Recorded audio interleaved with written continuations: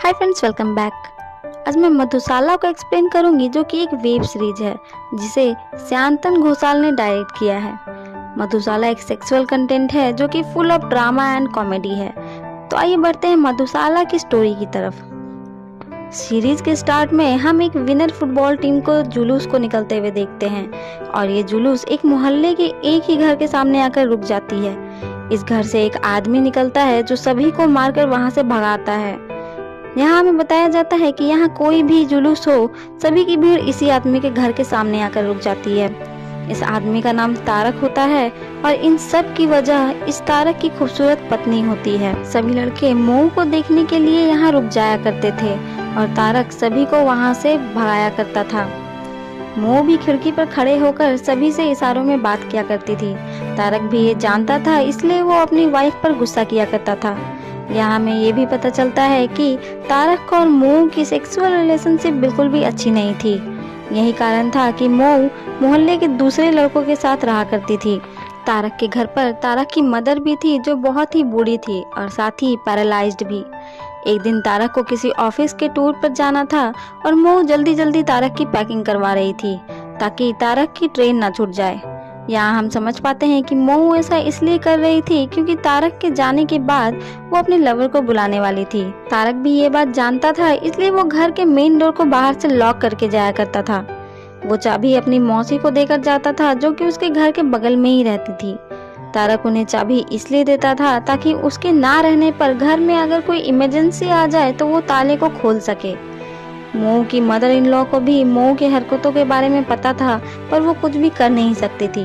मऊ उनसे कह देती थी कि वो जो भी आवाजें सुनती है वो टीवी से आती है। यहाँ हम देखते हैं कि जब भी तारक टूर पर जाता था तो रात में मऊ टीवी को बहुत तेज साउंड पर चलाकर छोड़ देती थी ताकि किसी को भी ये पता न लग पाए कि उसके घर पर कोई आदमी है, और अगर कोई सुन भी ले तो वो उससे बता देती थी कि ये टीवी की आवाजें हैं। तारक के जाने के बाद मऊ अपने गहनों के डब्बे से अपना फोन बाहर निकालती है जिसे मऊ ने तारक से छुपा कर रखा था। यानी तारक को ये पता नहीं था कि मऊ के पास कोई फोन भी है। मऊ बारी बारी करके पोल्टू, राजीव, टुनटुन और शंकु सभी को कॉल करती है और कहती है कि आज की रात वो घर पर अकेली है और वो उन्हें अपने घर पर बुलाती है। पर आज की रात चारों बिजी थे तो वो मऊ के पास नहीं जा पाते। ये सभी मऊ के मोहल्ले के ही लड़के थे और तारक को बाहर जाने पर मऊ इन लड़कों में से किसी भी एक के साथ इंटीमेट हुआ करती थी। इसके बाद मऊ विमल को कॉल करती है और वो आने के लिए तैयार हो जाता है। विमल के आने से पहले मऊ तैयार हो जाती है और अपनी मदर इन लॉ को जल्दी जल्दी खाना खिला रही होती है। अब यहाँ हम सोचते हैं कि विमल अंदर कैसे आएगा, क्योंकि तारक तो बाहर से लॉक लगा कर गया है।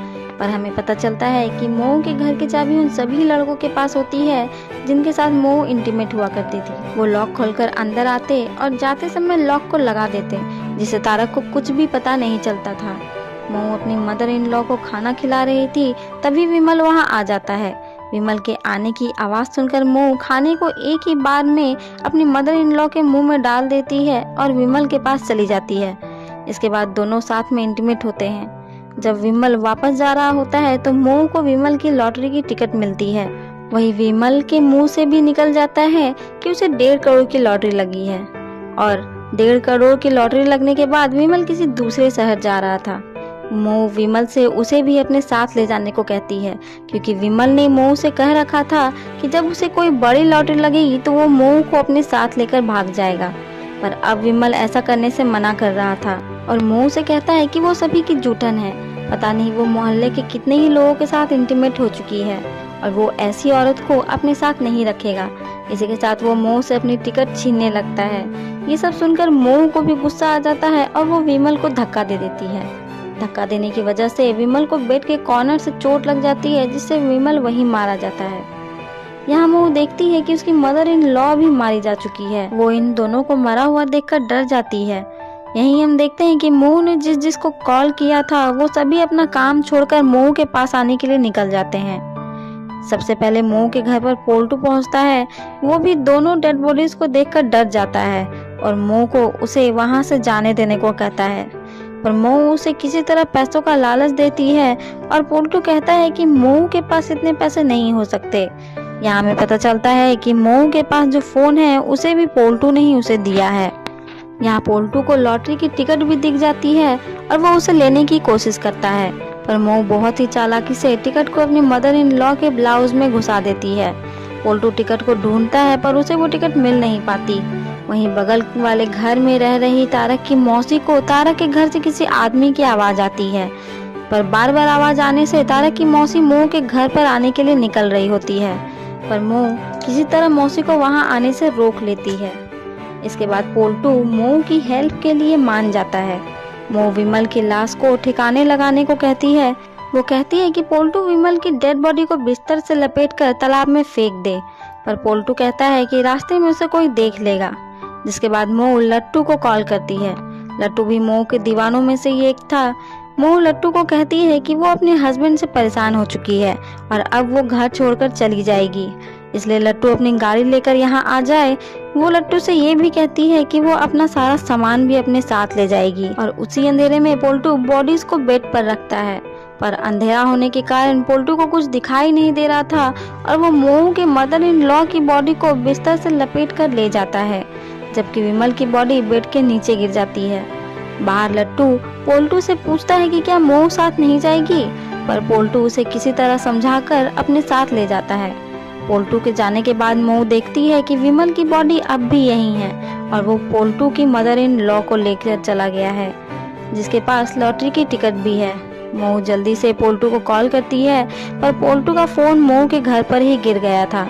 मोऊ लट्टू को कॉल करती है और उसे पोल्टू को कहने को कहती है कि उसके घर पर गलत बेडिंग चली गई है, तो वो तुरंत ही उसे वापस लेकर आए। लट्टू जैसे ही आगे बढ़ता है उसे वही 1.5 करोड़ की लॉटरी गिरी मिलती है, जो कि डेड बॉडी को कार से निकालते वक्त गिर गई थी, पर लट्टू पोल्टू से कुछ भी नहीं बताता। इधर तारक की मौसी मोऊ के घर आ रही थी क्योंकि उसके घर पर लाइट नहीं थी। मोऊ जल्दी से विमल को ही अपनी मदर इन लॉ की साड़ी पहना देती है और बेड पर सुला देती है। तभी वहाँ मौसी से पहले राजीव आ जाता है, पर अब तक मौसी भी वहाँ दरवाजे पर आ चुकी थी, तो मोऊ राजीव को बोतल से सर पर अटैक कर बेहोश कर देती है और बेड के नीचे छुपा देती है। मौसी के आते ही मोऊ रूम की लाइट भी ऑफ कर देती है, वो पहचान ना पाए कि वो उसकी मदर इन लॉ नहीं बल्कि विमल है। वो मौसी को अपने कमरे में ले जाकर सोने को कहती है और बाथरूम में जाकर पोल्टू से बात करने लगती है। मौसी भी सुन रही थी कि वो किसी से बात कर रही है, तभी वो उसके पास जाने लगती है और यहाँ राजीव को भी होश आ जाता है, पर वो अब भी नशे में था, तो वो मौसी के सर पर मारकर उसे भी बेहोश कर देता है और बेड पर रख देता है। बेड पर रखते हुए विमल की डेड बॉडी वापस से नीचे गिर जाती है और राजीव मोऊ के कमरे में जाकर सो जाता है। इसके बाद पोल्टू वापस आता है और वापस से कमरे में लाइट ना होने के कारण वो मौसी को बिस्तर से लपेटकर तालाब में फेंकने ले जाता है। इसके बाद सीन शिफ्ट होता है और हम तारक को देखते हैं, जो किसी ऑफिस टूर पर नहीं गया था। वो एक ढोल बजाने वाले की वाइफ के साथ इंटीमेट हो रहा था, पर उस औरत का हस्बैंड वहां आता है और उसे बहुत मारता है और साथ ही ऐसा करने के लिए तारक से 50 लाख रुपए भी मांगता है और अगर वो ना दे पाए तो वो उसे मार देगा। बहुत मारने के बाद वो ढोल वाला तारक का वॉलेट लेता है जिसमें तारक का एड्रेस लिखा था। इसके बाद सीन वापस मोऊ की तरफ शिफ्ट होता है, जहाँ उसे पता चलता है कि विमल की बॉडी अब भी यहीं है और पोल्टू इस बार मौसी को लेकर चला गया है। वो लट्टू को कॉल करती है, पर उसी टाइम लट्टू का फोन भी खराब हो जाता है और पोल्टू मौसी को तालाब में फेंक देता है। जब वो लट्टू के पास वापस आता है तो पोल्टू को पता चलता है कि लट्टू को सब कुछ मालूम है और वो लट्टू के पास ही लॉटरी का टिकट भी है। पोल्टू उससे टिकट लेने की कोशिश करता है, पर लट्टू उसे धक्का देकर वहां से चला जाता है। इधर मोऊ अब राजीव की हेल्प ले रही थी और उसे विमल को ठिकाने लगाने को कहती है। मोऊ फिर से राजीव को एक बिस्तर निकाल के देती है, पर तब तक वहां लट्टू आ जाता है और राजीव डर से उसी बिस्तर को लपेट कर सो जाता है और विमल को नीचे फेंक देता है। लट्टू मोऊ को बताता है कि वो सब कुछ जानता है और लॉटरी की टिकट भी उसी के पास है। वो मोऊ को अपने साथ चलने को भी कहता है। इधर घर के छत से एक चोर भी अंदर आ जाता है, जो मोऊ और लट्टू की नजर से छुपकर बेड के नीचे चला जाता है। पहले तो वो विमल को देखकर डर जाता है, पर फिर उसे पता चलता है कि वो मरा हुआ है। तभी वहाँ टुटुन भी आ जाता है, जो राजीव के सर पर अटैक करके उसे बेहोश कर देता है और मोऊ लट्टू के हाथ से टिकट ले लेती है। वो मोऊ पर गुस्सा कर रहा था कि वो सभी अंदर कैसे आए हैं। उन दोनों की बहस में बेड के नीचे छिपा चोर धीरे से मोह के हाथ से टिकट ले लेता है और मौका देखकर वहां से भाग जाता है और इसके साथ वो टुटुन की ऑटो भी अपने साथ ही ले जाता है। इधर टुटुन को पता चलता है कि यहाँ विमल है। उसे लगता है कि विमल बिस्तर के अंदर छुपा हुआ है, इसलिए टुटुन एक डंडे से उसे मारने लगता है, लेकिन बिस्तर के अंदर तो राजीव था जो इतनी मार खाने के बाद बेहोश हो जाता है। अब लट्टू टुटुन को बताता है कि वो सबकी मऊ है और उसने विमल, मौसी और अपनी मदर इन लॉ को मार दिया है, जिस पर मऊ कहती है कि विमल जिंदा था और अभी अभी टुटुन ने ही मार मार कर विमल को मार दिया है। मऊ उसे भी पैसे देने का लालच देती है और डेड बॉडी को तालाब में फेंक देने को कहती है। तब टुटुन और लट्टू बिस्तर को उठाकर तालाब में फेंकने के लिए ले जाते हैं। दोनों घर को लॉक करके बाहर जाते हैं तो टुटुन देखता है कि उसकी ऑटो अब वहाँ नहीं है, लेकिन अभी डेड बॉडी को ठिकाने लगाना ज्यादा जरूरी था, तो दोनों तालाब की ओर निकल जाते हैं। मऊ जब राजीव को ढूंढ रही होती है तो देखती है कि विमल की डेड बॉडी अब भी यहीं है, यानी वो लोग राजीव को ले गए हैं। रास्ते में टुटुन को अपनी ऑटो मिल जाती है और वो चोर को मारने लगता है, पर चोर किसी तरह वहां से भाग जाता है। अब टुटुन अपनी ऑटो और राजीव कार में तालाब की ओर निकल रहे थे। उन्हें रास्ते में पोल्टू भी मिलता है, पर वो उसे अपने साथ नहीं लेते। पर थोड़ा आगे जाने पर पोल्टू को लॉटरी की टिकट मिल जाती है, जो कि चोर के हाथ से वहां से भागते समय छूट गया था। पोल्टू टिकट पाकर खुश हो जाता है, पर तभी उसका एक टैक्सी से एक्सीडेंट हो जाता है और वो बेहोश हो जाता है। अब इस टैक्सी में तारक था, जिसे अब वो लॉटरी की टिकट मिल जाती है और वो पोल्टू को वैसे ही छोड़कर वहां से चला जाता है। इधर मो टुटुन को कॉल कर रही थी, पर लट्टू ने टुटुन का फोन फेंक दिया था, जिसके कारण उनकी बात नहीं हो पाती है। बिस्तर को फेंकते टाइम उसके अंदर से बचाव की आवाज आती है, जिससे उन्हें लगता है कि विमल अब भी जिंदा है और वो दोनों वहां से डरकर भाग जाते हैं। इधर मो समझ चुकी थी कि उन लोगों से कुछ भी नहीं होने वाला है, तो अब वो खुद ही विमल को ठिकाने लगाएगी। मेन डोर लॉक होने के कारण वो विमल को छत से निकालने की कोशिश करती है, पर अब तक वहां शंकु भी आ जाता है और जब उसे पता चलता है कि विमल मर चुका है तो शंकु वहां से भागने लगता है। पर जब वो वापस जाता है तो बाहर उसे ढोल वाला आदमी रोक लेता है और शंकु को अपने साथ लेकर ही अंदर जाता है।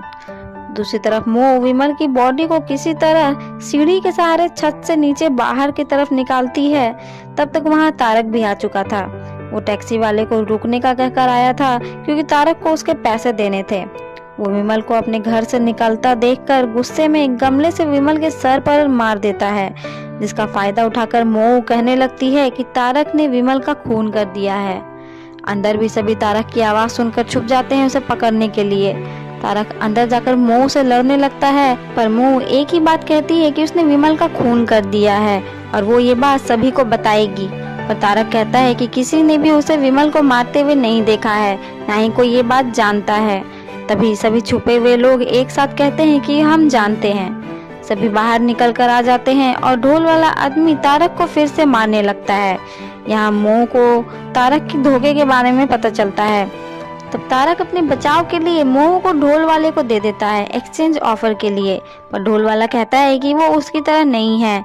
बातों ही बातों में तारक देखता है कि उसकी माँ भी यहाँ नहीं है, जिस पर मो कहने लगती है कि वो क्यों सभी के सामने झूठ कह रहा है, उसकी माँ तो कब की मर चुकी है। उसी समय वहाँ लट्टू और टुटुन पोल्टू भी आ जाते हैं। तभी शंकु मौका देखकर वहाँ से भागने लगता है, पर सामने से उसकी वाइफ उसे ढूंढते हुए आ रही थी, क्योंकि उसे पता चल चुका था कि शंकु काम से नहीं बल्कि मो के पास गया है। तब शंकु वापस मो के घर आकर छुप जाता है। इधर ढोल वाला कहता है कि तारक उसे 75 लाख रुपए दे, वरना वो उसे बहुत मारेगा। साथ ही सभी को ये भी बता देगा कि उसी ने विमल को मारा है। तब तारक उसी लॉटरी की टिकट को निकालता है। यहाँ सभी कहने लगते हैं कि ये उनकी टिकट है, पर ढोल वाला उस टिकट को ले लेता है।